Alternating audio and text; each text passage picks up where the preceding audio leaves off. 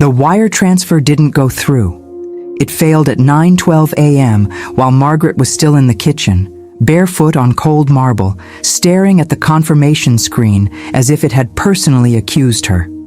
Insufficient liquidity in primary cash reserve. She read it twice, slower the second time, like different pacing could change the outcome. 3 days from now, the contractor would start demolition. Yesterday, she had authorized a trust distribution that hadn't settled. And for the first time in 20 years of disciplined portfolio management, cash reserves, bond ladder, liquidity buffers engineered like a life support system, her plan didn't hold. The renovation wasn't cosmetic. It was strategic. They were restructuring the house to age in place. Wider doorways, lowered cabinets, a layout that would still make sense if one of them needed a walker in 10 years. The kind of future-proofing couples pretend they're doing for practicality, when the truth is they're doing it because they're trying to control what time is allowed to take. But the problem wasn't the remodel. The problem was that Daniel hadn't transferred his portion. Again. He was upstairs in his home office. Door closed. Calendar full. Net worth high. Presence low. Margaret stared at the frozen screen for another 5 seconds, long enough for her body to start doing what it always did when stability faltered. Her jaw tightened. Her breathing got shallow. Her mind moved into modeling. If she rerouted from the secondary bond tranche, she could cover the deposit without touching equities. If she touched equities, she'd create taxable exposure at the wrong time. Realized gains, potential capital gains drag, a dent in long-term growth that would look small on paper and feel humiliating in her chest. If she delayed the contractor, she'd lose the crew. And losing the crew meant losing momentum. And losing momentum meant uncertainty. And uncertainty, to her nervous system, had always meant one thing. Someone is about to leave. She tapped Daniel's name. No answer. Of course. She tried again. No voicemail this time. Just that sterile little vibration that told her she'd been forwarded to silence. At 9:27 a.m., her financial advisor called instead. "Margaret," he said, careful in the way people get when they're about to tell you something true but inconvenient. "I'm looking at the movement you initiated from the trust. We need to talk before you liquidate that position." The word liquidate hit harder than it should have. "I'm not liquidating," she said evenly. "I'm reallocating. From a long-term growth position to short-term construction expense during market volatility." There it was. Volatility. The polite word for fear. "The contractor requires 50% upfront," she said. There was a pause on the line. Not long, but long enough for Margaret to hear the implication forming. "Then Daniel can wire his share," the advisor said gently. Margaret said nothing. Silence is a kind of confession. Her advisor lowered his voice like he was trying to keep the truth from echoing. "Margaret, your portfolio is structured for retirement sustainability. Pulling from that trust now affects projected cash flow over the next 15 years, especially if markets don't rebound quickly." 15 years. Her brain did the math automatically, the way it always did when she heard a number with time attached. 15 years of careful planning. 15 years of cash reserves designed for healthcare contingencies. 15 years of diversification built to absorb risk exposure without panic. And now, she was being treated like she was impulsive. Impulse. That word lodged somewhere sharp. "This isn't impulsive," she replied, but even she could hear it. Her voice had the edge of someone trying to sound composed while something internal was beginning to tilt. Upstairs, Daniel's office door remained closed. The same way it had been when their daughter applied to college. The same way it had been when Margaret's mother went into hospice. The same way it had been at midnight when Margaret sat alone with spreadsheets calculating 401k, contribution limits, and beneficiary allocations, like she was translating love into numbers. Daniel never left. He just withdrew. Not physically, strategically, emotionally. And today, that withdrawal was measurable.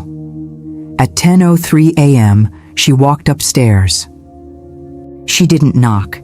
He was on a video call, muted, with the kind of concentrated expression that made him look like he was doing something important, even when what he was really doing was avoiding something intimate. Charts reflected in his glasses. When he saw her standing there, he lifted one finger. Wait. She didn't wait. I need you to wire your half, she said. He exhaled slowly, still muted, as if her timing was the problem. I told you I'm reviewing the liquidity structure, he said quietly, the way someone says a sentence they think should end the conversation. For a kitchen renovation we agreed on 6 months ago? For a capital improvement that doesn't increase resale value proportionally in this zip code? Yes. Resale value. Margaret blinked once, slow. This is our home. It's also our largest asset. There it was. Asset, not home, not life, not memory. Asset. He turned back to his screen briefly, then muted the call fully, finally giving her the performance of attention. We're overexposed in real estate already, he continued. Between this property, the Florida condo, and the investment duplex. I don't want more capital locked in illiquid structures. It's a renovation, not a fourth property. It's still illiquid. Margaret felt something shift, not anger, recognition. This wasn't about cabinetry. This was about control. Daniel controlled liquidity. He controlled timing. He controlled exposure. She managed the rest: retirement planning, insurance reviews, estate planning drafts that never felt finished because finishing things felt like tempting fate. She walked out of his office before she said something she couldn't take back. At 11:15 a.m., she sat alone in her office and opened the trust documents. The family trust had been structured 10 years ago after her father died. The estate planning had been messy. Probate had taken 14 months. Fees had drained nearly 8% of the estate in a slow, bureaucratic bleed. She had vowed never to repeat that chaos. So she built something airtight. Separate property clearly defined. Beneficiaries structured. Asset protection layered. Trustee authority outlined. Daniel respected the architecture of it. He just never funded it emotionally. The trust contained more than assets. It contained her need for predictability, for permanence, for something that wouldn't disappear without explanation. Her phone buzzed. The contractor. We need confirmation of funds by tomorrow, or we release the crew. Liquidity tension. First strike. Time sensitive. Real. Embarrassing. I'll confirm by end of day, she said, and hung up before her voice could crack. She didn't know how. At noon, Daniel finally came downstairs. Calm, measured, detached. He poured himself water like the house hadn't just shifted under her feet. I spoke with our advisor, he said. Margaret turned slowly. You went around me? Daniel didn't even blink. I went parallel. Parallel. The word people use when they want to sound reasonable while admitting they've stopped moving with you. You're reacting emotionally to a structural decision, he added. Margaret felt heat rise behind her eyes. I'm reacting to an agreement, she said. You're reacting to discomfort. Silence hung between them like a bill neither of them wanted to open. He set the glass down gently, the way people do when they think gentleness will disguise coldness. You're trying to fix something that isn't structural, he said. Margaret's throat tightened. What does that mean? It means renovations don't repair security. That sentence landed deeper than he intended. Or maybe exactly as intended. Because Margaret heard the subtext like a familiar voice. You're asking for something money can't guarantee. And the cruelest part was that she had built her entire adult identity around the belief that money could guarantee it. At 12:47 p.m., she opened the trust dashboard again. If she pulled from the secondary bond ladder instead of the equity fund, the long-term growth curve would dip. Retirement projections would narrow. Healthcare modeling would tighten. But the kitchen would move forward. The house would feel stable, visible, present. She hovered over the transfer button, and an older memory surfaced, quiet, uninvited. Her father used to disappear the same way, still in the house, still paying some bills, still technically there, but unreachable.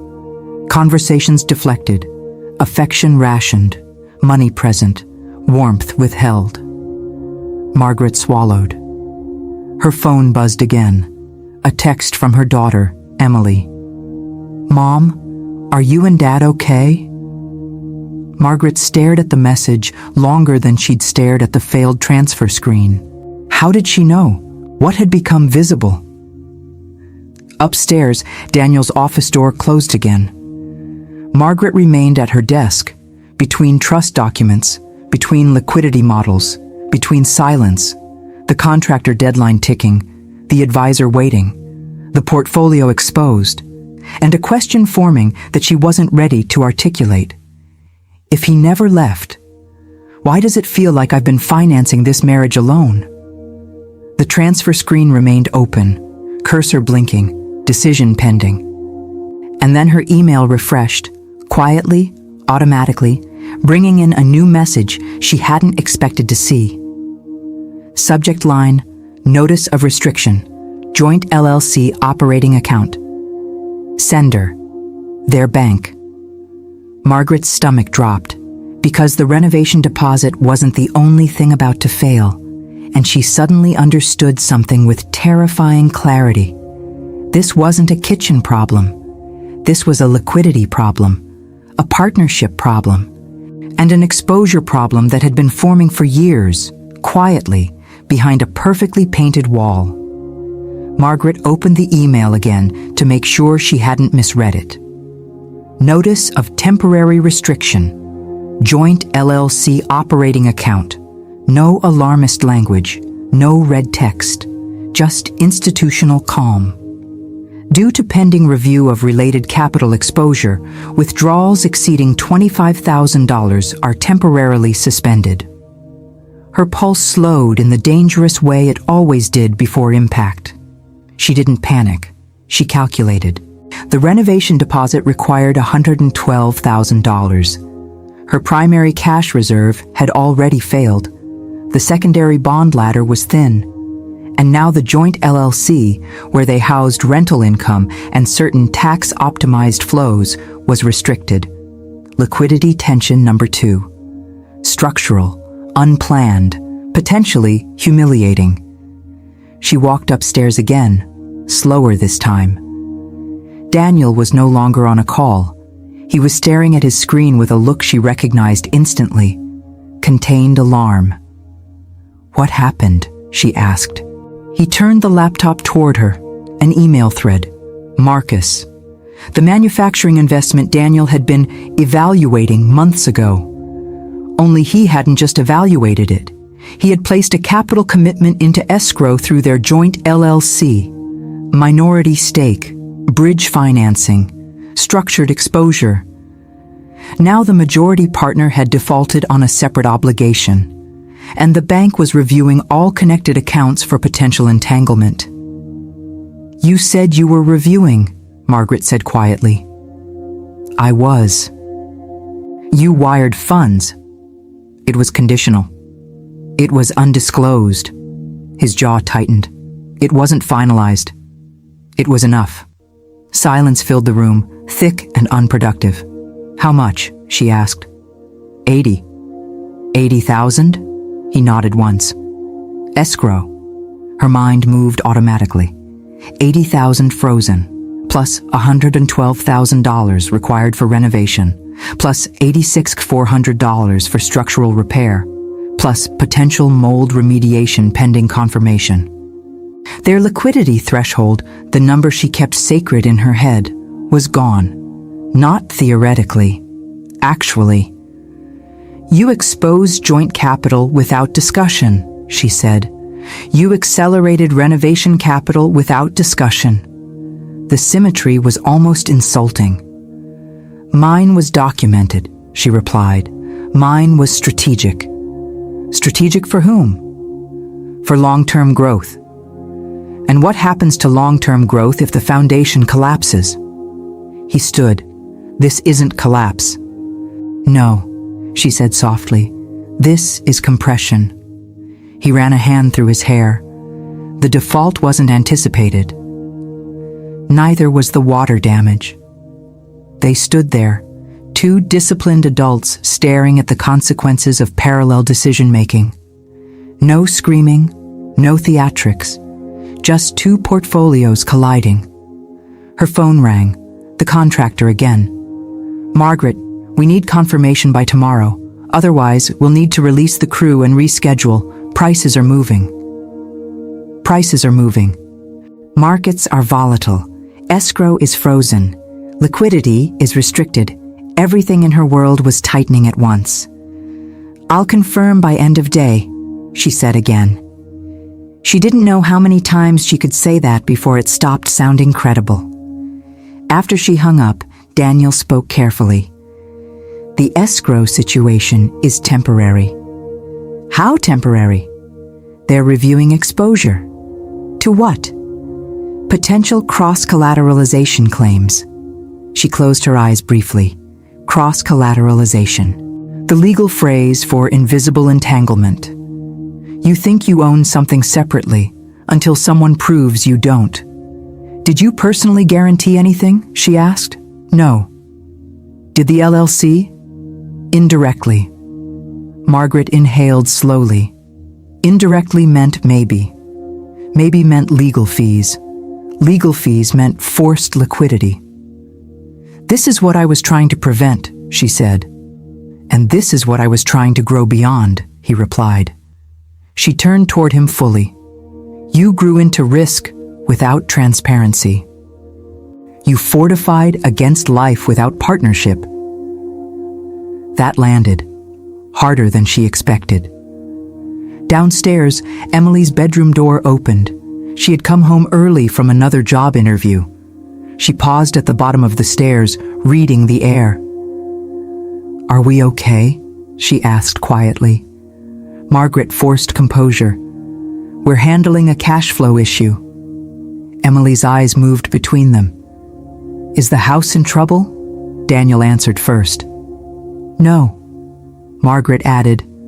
"The house is fine." But Emily wasn't asking about drywall. She stepped closer. "It feels like something's off." Daniel gave a tight smile. "Financial adjustments," Emily exhaled. "You always say that." The words weren't hostile, they were tired. "When I lost my job," Emily continued carefully, "you both asked about my runway, my savings, my severance. You never asked if I was scared." Margaret felt that in her ribs. Daniel looked at his daughter, genuinely unsettled. "That was responsible," he said. "I know," Emily replied, but it didn't feel supportive. Silence. Margaret looked at Daniel. He was hearing it, really hearing it. Emily continued, "I don't want to build a life where everything emotional has to be translated into a spreadsheet." The sentence hung there, unbuffered, direct. Daniel's shoulders lowered slightly. Margaret felt something crack, not dramatically, but enough to let light through. After Emily went upstairs, Margaret spoke without accusation. "You manage risk like it's moral. And you manage fear like it's structural," he replied. They stood in that truth for a long moment. Finally, she said the thing she hadn't yet admitted out loud. "If we're freezing accounts and reallocating capital separately, we're already operating like counterparties." He didn't deny it. He just looked at her and said quietly, "I thought I was protecting us." She nodded once. So did I. The bank sent a follow-up notice at 4:52 p.m. Review timeline, 10 to 15 business days. 10 to 15 days with restricted liquidity. 10 to 15 days with contractors waiting. 10 to 15 days where the margin for error shrank. Margaret sat at her desk that evening and opened a folder she hadn't touched in years. Estate planning. Draft amendment. She had written it after their last major argument. It shifted trustee authority solely to her, increased asset insulation, clarified separate property language in the event of dissolution. She had never filed it, never told him, but she kept it, just in case. Her cursor hovered over the document. Was she protecting wealth or rehearsing exit? Upstairs, Daniel's office door closed again. Margaret remained at her desk. Trust documents open, liquidity compressed, renovation pending, escrow frozen, and a realization forming that was harder to model than any volatility curve. This wasn't just about illiquid assets. It was about emotional withdrawal. He never left. He just withdrew capital, withdrew conversation, withdrew exposure, and she had responded the only way she knew how, by building structures strong enough to survive it. Her phone buzzed one more time. Another notification from the bank. This one smaller, more technical. But the line that caught her attention was simple. Further review may extend to associated beneficiary accounts. Associated beneficiary accounts. Which meant the trust. Which meant inheritance structures. Which meant Emily.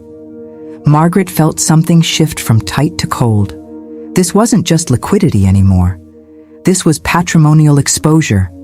And for the first time in 20 years, the architecture she built to prevent chaos was being examined from the outside. The bank's second notice arrived at 8:11 a.m., short, clinical, devastating in implication. Preliminary review indicates potential linkage between joint LLC operating account and family trust distributions executed within the past 24 months. Temporary audit extension initiated. Margaret read it once, then again. Linkage. The word felt invasive. The trust had been structured precisely to prevent this. Separate property clearly defined, beneficiaries designated, asset protection layered through compliant channels. She had built it to avoid probate chaos, to avoid estate leakage, to avoid watching money evaporate under administrative incompetence the way it had when her father died. And now, audit extension. Daniel stood in the doorway of her office. He had seen the email too. "They're just reviewing flow structures," he said. "They're questioning separation," she replied. "It's procedural. It's exposure." Silence. She turned her screen toward him. 24 months of distributions. If they argue commingling through renovation deposits or escrow positioning, they won't. "You don't know that." Daniel stepped closer. "You're escalating." She held his gaze. "You're minimizing."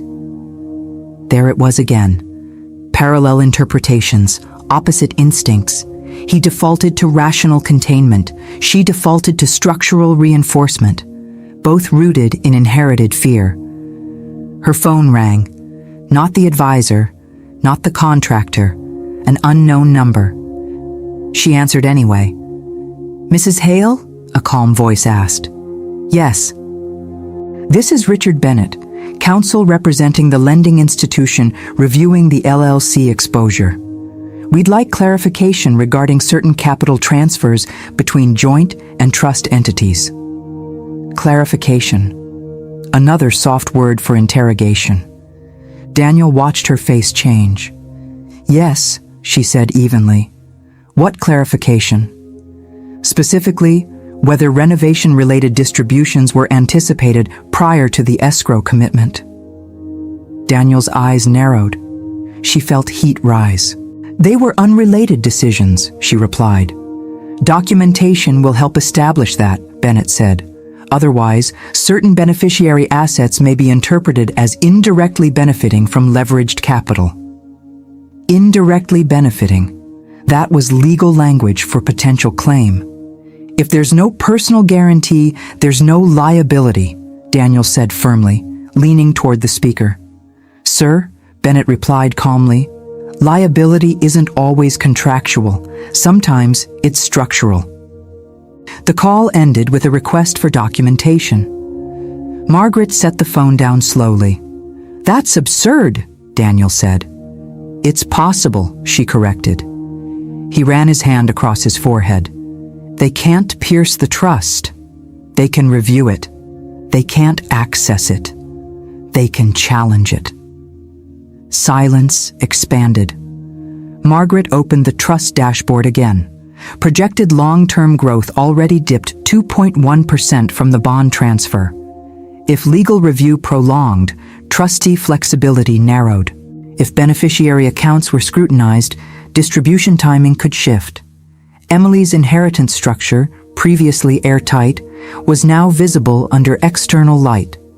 Liquidity tension had become patrimonial tension, the kind that doesn't show up in headlines, but rearranges legacy. At noon, they sat across from each other in the unfinished kitchen, exposed beams, visible wiring, house opened to its skeleton. The metaphor no longer subtle. You didn't tell me about the escrow, Margaret said quietly. You didn't tell me about the amendment draft, Daniel replied. Her breath paused. How do you know about that? It was saved in the shared cloud folder. Silence. I never filed it, she said. But you wrote it. Yes. What was it? Contingency. For divorce? For unpredictability? For me? For collapse? He absorbed that. So we were both building exit ramps, he said slowly. Yes. The admission landed between them without explosion. Just wait. The contractor arrived at 1:15 p.m. with updated remediation estimates. Water damage extended further than initial inspection suggested. Another $18,000, and mold remediation confirmed. Additional $24,000. Total overage now approaching $130,000 beyond initial projection. Daniel did the math instantly. If we fund remediation and escrow remains frozen for 15 days, we drop below minimum liquidity threshold. Margaret nodded. And if markets dip in that window, we're forced to liquidate equities. He looked at her carefully. That's sequence risk. She nodded. Yes. Not dramatic, but real. Sequence of returns risk near retirement compresses compounding permanently. It isn't loud. It's cumulative. It turns small panic decisions into decades of reduced optionality. The kind of thing her father had never recovered from after 2008. The kind of thing Daniel had sworn he would never repeat after watching his own father unravel. They stood there, two disciplined adults staring at structural exposure they both helped create. Emily walked in mid-conversation. She looked at the exposed walls, then at them. You look like the house, she said quietly. What does that mean? Daniel asked. Like everything hidden is suddenly visible. Margaret swallowed. Emily continued. I don't know all the financial details, but I know when something feels unstable. Daniel started to respond. Emily stopped him gently. Don't explain it in numbers. Silence. Margaret felt something unfamiliar. Not panic, not control, recognition. Emily wasn't asking about liquidity. She was asking about presence. After she left the room, Daniel spoke more quietly than before. When my father's business collapsed, he said, I watched him shrink. Margaret looked at him. He liquidated everything at the bottom, sold long-term holdings to cover short-term panic. He called it prudence. She nodded slowly. It was fear. Yes. and he never emotionally recovered from it. Daniel met her eyes. I won't be him. Margaret felt something shift inside her. Neither will I. She looked at the trust dashboard again, at the projected growth curves, at the narrow margins, at the frozen escrow. And for the first time, she said the sentence out loud. I am reproducing the abandonment. Daniel's expression changed. What do you mean? I don't leave, she said. I prepare for leaving. He didn't interrupt. I draft amendments, I segment assets, I protect separate property. I model collapse before it happens. That's prudence, he said carefully. It's pre-withdrawal. Silence. Heavy. Honest. The bank sent a follow-up email at 4:37 p.m. Audit extension confirmed. Estimated review period, 21 business days. 21 days with restricted joint liquidity. 21 days with open walls. 21 days where the structure, financial and relational, remained exposed. Margaret closed her laptop. Not because risk disappeared, but because she realized something deeper. The exposure wasn't just in their accounts. It was in the architecture of how they handled fear. And the renovation, meant to stabilize the future, had become the first real test of whether they could tolerate uncertainty without withdrawing from each other. The house was open, the accounts were restricted, the trust was under review, and the question was no longer, how do we protect capital? It was, can we stay present inside volatility? The estate attorney's office was quieter than Margaret expected. Not dramatic, not confrontational, just controlled. Controlled environments have a way of exposing what people bring into them. Richard Hale reviewed the documents slowly. Joint LLC structure, trust formation date, distribution history, escrow positioning. He removed his glasses. You both understand, he began carefully, that structural separation only protects you if operational behavior aligns with documentation. Daniel leaned forward slightly. It does. Richard held his gaze. Does it? Silence. Margaret felt the weight of the question. Richard continued. When joint funds initiate capital commitments connected to third-party exposure and trust distributions occur within the same window, auditors look for intent. We had no improper intent, Daniel said. That's not the standard, Richard replied calmly. The standard is structural clarity. Margaret spoke now. If the review escalates, can they pierce the trust? Richard didn't dramatize his answer. Piercing is rare. Challenging is not. The word settled. Challenging meant legal fees, time, uncertainty, stress.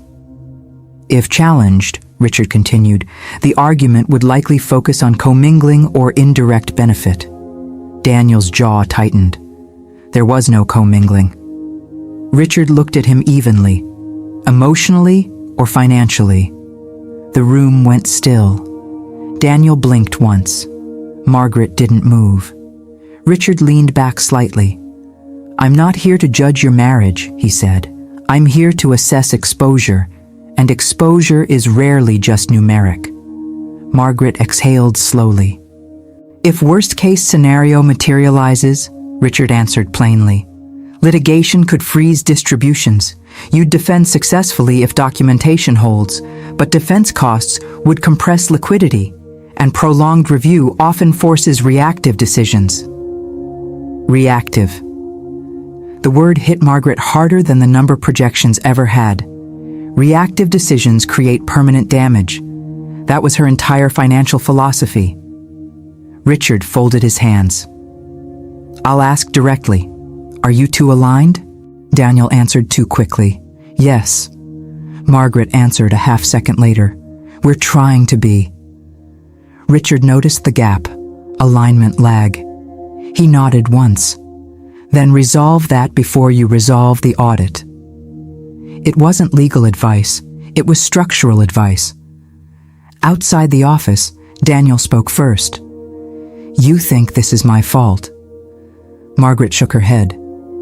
"I think this is ours. You accelerated the renovation. You wired escrow." He stopped walking. "Because I thought growth required risk. And I thought stability required insulation." They stood on the sidewalk, two successful adults realizing that both strategies can become armor.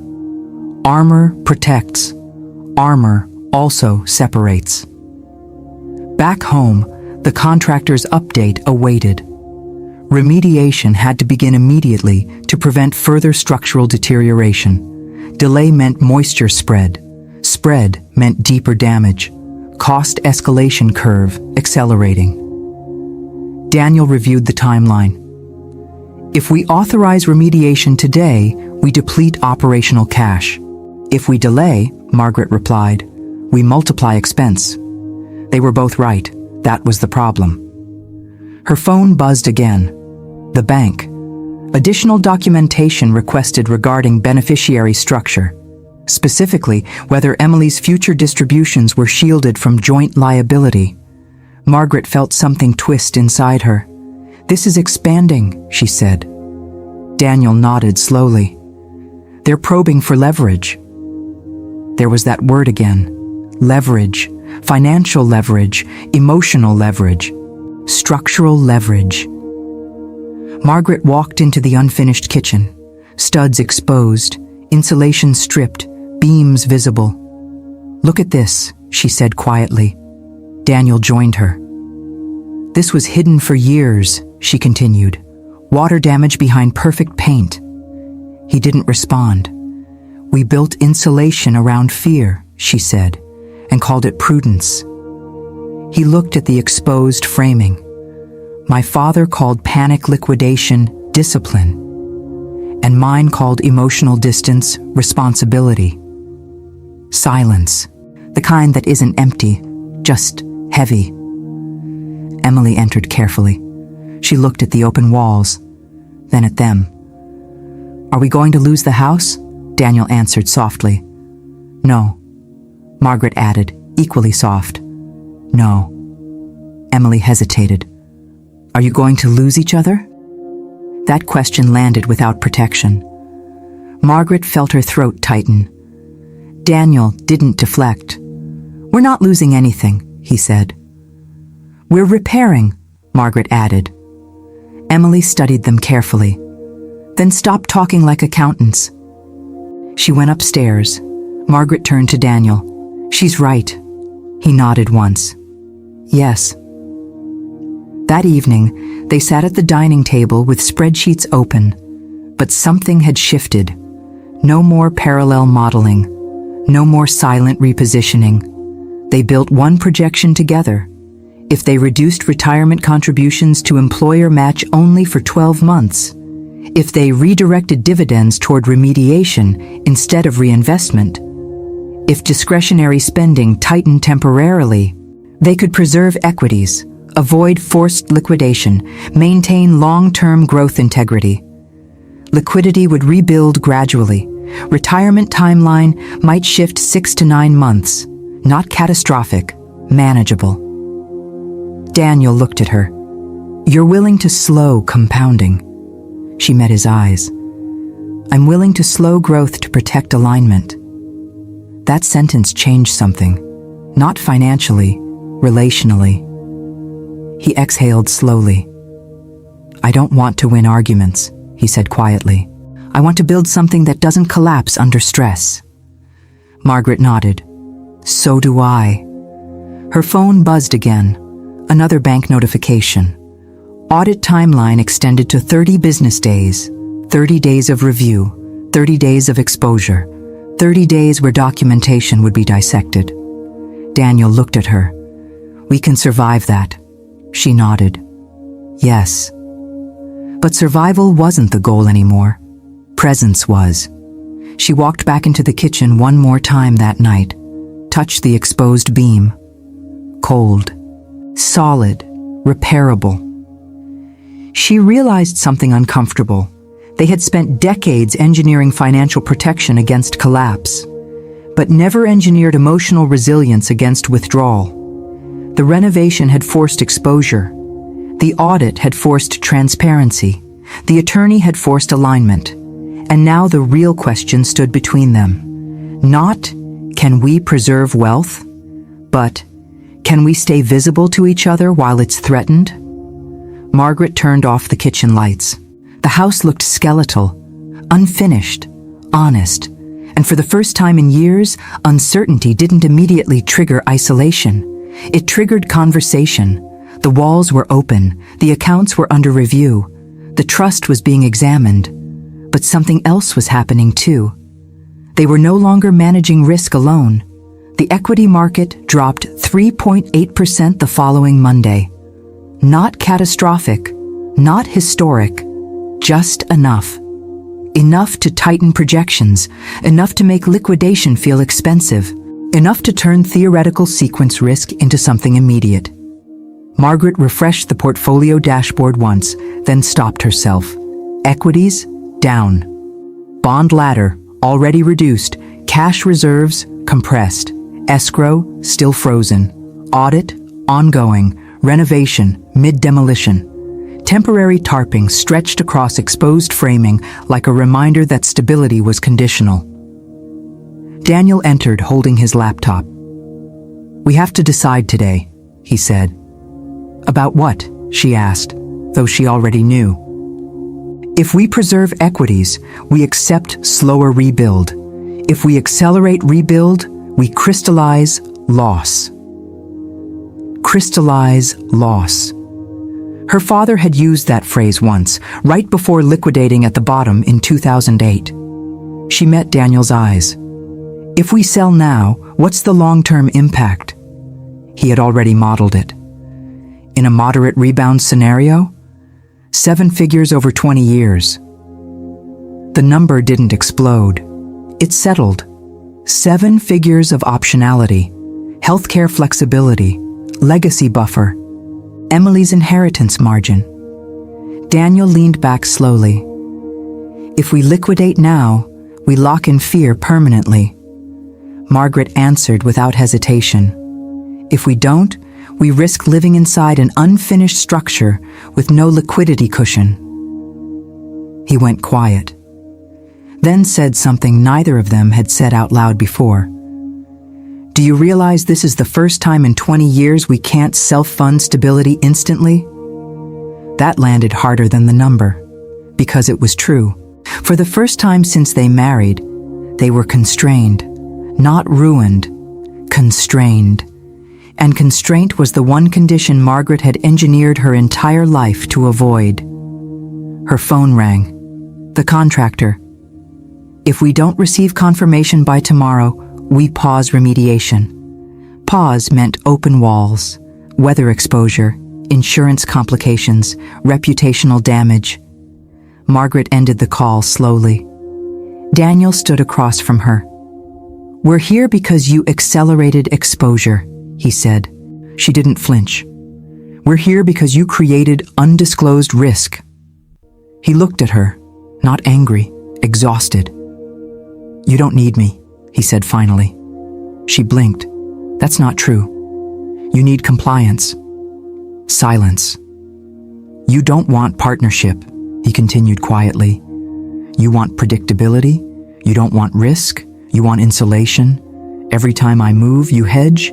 Every time I grow, you fortify. You don't trust that I'll stay." Her throat tightened. "And you don't trust that I won't collapse," she replied. That was the fracture, not in the portfolio, in the premise of their marriage. He exhaled slowly. "When my father's business collapsed, I watched him disintegrate. He sold everything at the bottom. He called it discipline." "It was panic," she said softly. "Yes." "And you swore you'd never be that exposed." "Yes." She nodded. "And I swore I'd never finance stability alone." Silence again. Different this time. Not defensive. Raw. Emily came downstairs mid-afternoon. She sensed the shift immediately. "Are we in trouble?" she asked. Daniel answered carefully. Financially, no. Margaret added, structurally, we're under pressure. Emily stepped closer. I don't care if retirement moves a year, she said. I care if you disappear from each other. Daniel swallowed. I thought protecting you meant eliminating volatility. Emily shook her head. Volatility isn't what scares me. What does? Margaret asked gently. Distance. The word cut deeper than market loss. After she went upstairs, Margaret spoke quietly. If we liquidate equities right now, we permanently compress compounding. And if we don't? Daniel asked. We live in discomfort. He nodded. For how long? As long as it takes to rebuild liquidity the disciplined way. He held her gaze. Together? Yes. No bravado, no dominance, no unilateral move. They opened one projection. Together.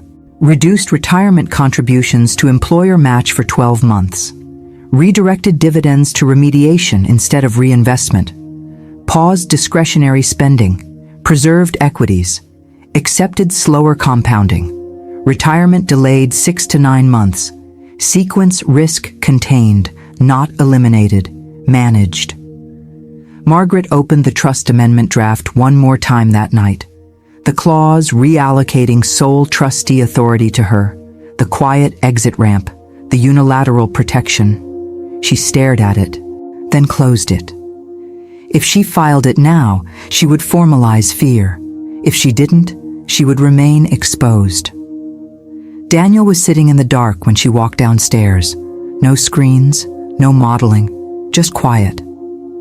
I don't want to become my father, he said softly. You won't. How do you know? Because you're still here. He looked at her carefully. And you? I don't want to build fortresses so strong no one can reach me. The rain started again, water hitting tarping. Temporary insulation stretched thin. The house was exposed, liquidity compressed, audit ongoing, renovation incomplete, retirement slightly delayed, net worth temporarily reduced. And yet, for the first time, neither of them tried to escape volatility by withdrawing. They stayed. Inside constraint, inside discomfort, inside risk. Because they finally understood something that no projection model had ever shown them. Sequence risk in markets compresses returns. Sequence risk in relationships compresses connection. And unmanaged emotional compression is far more expensive than any downturn. The rain stopped before dawn. When Margaret walked into the kitchen, the tarping was still intact. No new water intrusion, no visible damage. Temporary protection had held. She felt something unfamiliar in her chest. Not relief, stability, not financial stability, relational. Daniel was already at the table, no laptop open, just coffee. You didn't refresh the portfolio this morning, he said quietly. No. He nodded once. Me neither. That, more than anything, marked the shift. The audit remained active. Escrow still restricted. Remediation underway. Liquidity rebuilding slowly through reduced retirement contributions and redirected dividends. The projections showed modest long-term compression. 9 months added to their intended retirement timeline. Not catastrophic, but measurable. For years, Margaret had believed that any measurable deviation was failure. Now, she was beginning to see something else. Deviation wasn't collapse. It was exposure. And exposure could be managed without retreat. They scheduled one final call with their advisor, not urgent, not defensive, clarifying. Given current adjustments, Daniel asked, what's the long-term impact if we maintain reduced contributions for 12 months only? The advisor calculated. Your retirement date shifts approximately 6 to 9 months under moderate market recovery assumptions. And if we restore full contributions once escrow releases? Margaret asked.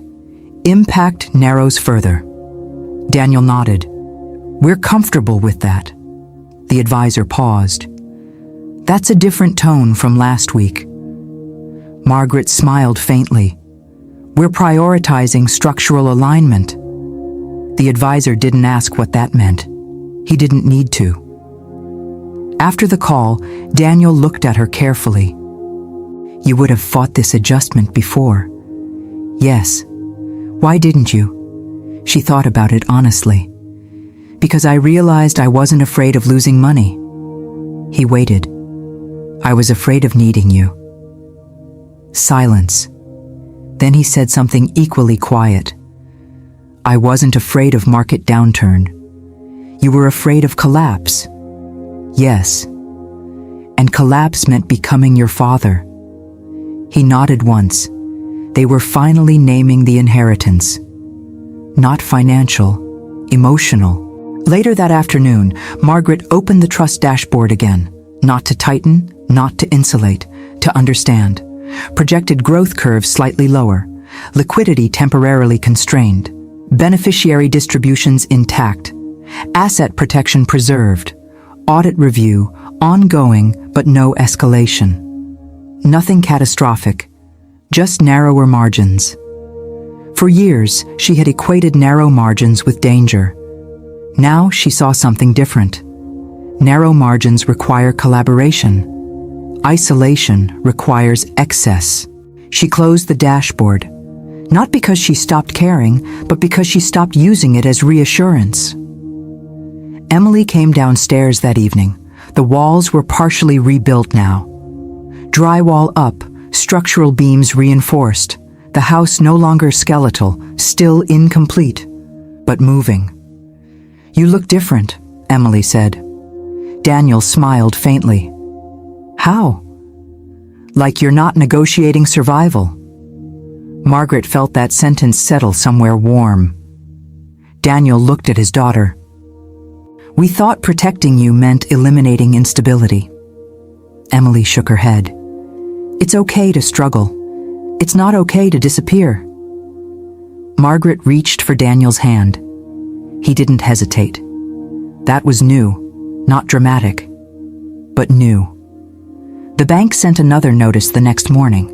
Audit review, nearing completion. No formal claim, no trust challenge filed. Escrow likely to release within 10 business days, pending final confirmation. Margaret read it twice, then handed the phone to Daniel. He exhaled slowly. We're not collapsing. No, she said. We were compressing. He looked at her carefully. And you stayed. So did you. They stood in the unfinished kitchen. No insulation yet in some sections. Visible framing, clear lines, honest structure. Daniel spoke softly. I thought growth required insulation. And I thought security required separation. They both smiled faintly. Turns out, he said, growth requires exposure. And security requires presence, she replied. The remediation crew finished sealing the last compromised beam that afternoon. No further mold detected. No additional structural damage. Total overage painful, but contained. Retirement shifted slightly. Liquidity tight, but recovering. No equity liquidation. No margin leverage. No emergency debt spiral. Financially bruised, not broken. Margaret sat alone later that night reviewing their updated net worth statement. Lower projected curve, slightly delayed retirement, trust intact, beneficiary protected, escrow pending release, everything measurable, everything modeled. And yet, the most meaningful change wasn't on the statement. They had interrupted inherited patterning. He no longer defaulted to withdrawal under stress. She no longer defaulted to unilateral fortification. For the first time in decades, uncertainty did not immediately trigger isolation. It triggered conversation. And conversation, she realized, was the most underfunded asset in their entire life. She closed the file, walked downstairs. Daniel was sitting on the couch. No screen, no charts, just quiet. "We're going to be fine," he said. She nodded. Yes. But not because the audit was ending, not because escrow would release, not because retirement was still achievable. They were going to be fine because neither of them had withdrawn when exposure surfaced. And that changed the structure more than any renovation ever could. The house was nearly rebuilt, the portfolio recalibrated, the trust intact, the audit closing, but something deeper had been reallocated. Fear, no longer hoarded, shared, and shared fear is far less volatile. The escrow released on a Wednesday at 10:14 a.m. No apology, no explanation beyond procedural language. Review complete. Restrictions lifted. $80,000 returned to operational liquidity. Margaret stared at the notification longer than necessary. For weeks, that frozen line item had symbolized fragility, constraint, exposure. Now it was just cash flow again. Markets had stabilized modestly. Retirement contributions were being restored incrementally. Dividends redirected back into reinvestment. Liquidity rebuilding month by month. Projected retirement delay, 6 months under moderate rebound. On paper, the disruption would eventually look like a shallow dip in a long upward graph, a temporary deviation, a footnote. But Margaret knew the real event hadn't been financial. It had been structural. They sat at the dining table that evening. No laptops, no dashboards, no projections, just quiet. Emily joined them. She watched carefully. "You feel different," she said. Daniel gave a faint smile. "How?" "Less negotiated?" Margaret felt that word land gently. Less negotiated. For years, their stability had been engineered, optimized, modeled, strategically stable. Daniel spoke first. "I thought my job was to prevent loss." Margaret nodded. "I thought mine was to prevent collapse." Emily looked between them. "And now?" Daniel exhaled slowly. "Now I think my job is to stay." Margaret's throat tightened, not with fear, but recognition. He never left, he just withdrew. And withdrawal isn't absence, it's fear in disguise. Later that night, Margaret opened the estate planning folder one final time. The amendment draft that shifted sole trustee authority to her, the quiet exit ramp, the structural protection against dissolution. She read it carefully. Then she deleted it. Not because unpredictability disappeared, but because she no longer wanted a private contingency that contradicted their shared one. The updated trust reflected joint authority, transparent consent, defined asset protection without hidden insulation. Daniel entered the room. "You reviewing projections?" he asked lightly. "No." "What then?" "Alignment." He stepped closer. "For the record," he said quietly, "I wasn't trying to win. I know. I was trying not to fail. And I was trying not to relive. Silence, but not distance. Here is what most people misunderstand about abandonment. It doesn't always look like someone walking out the door. Sometimes it looks like someone staying physically present while emotionally reallocating themselves into silence. And here is what is harder to admit. We often build financial fortresses not to grow wealth, but to avoid needing anyone. Diversification becomes distance, liquidity becomes independence armor. Asset protection becomes emotional insulation. We call it prudence. Sometimes it is fear. Margaret and Daniel did not eliminate volatility. Markets will fluctuate again. Liquidity will compress again. Another audit will happen someday. Another unexpected expense. Retirement projections will adjust. But the structure is different now. Security is not the absence of risk. It is the presence of partnership inside it. They still believe in disciplined investing, in estate planning, in protecting beneficiaries, in cash reserves and long-term growth. But they no longer use money to replace participation, because money can rebuild liquidity. It can restore compounding. It can recover market losses. What it cannot do is compensate for withdrawal. If this uncovered something you've been carrying quietly, tell me what you realized. Because markets recover, liquidity rebuilds, trust structures adapt. But distance compounds. And the most dangerous form of withdrawal isn't financial, it's emotional.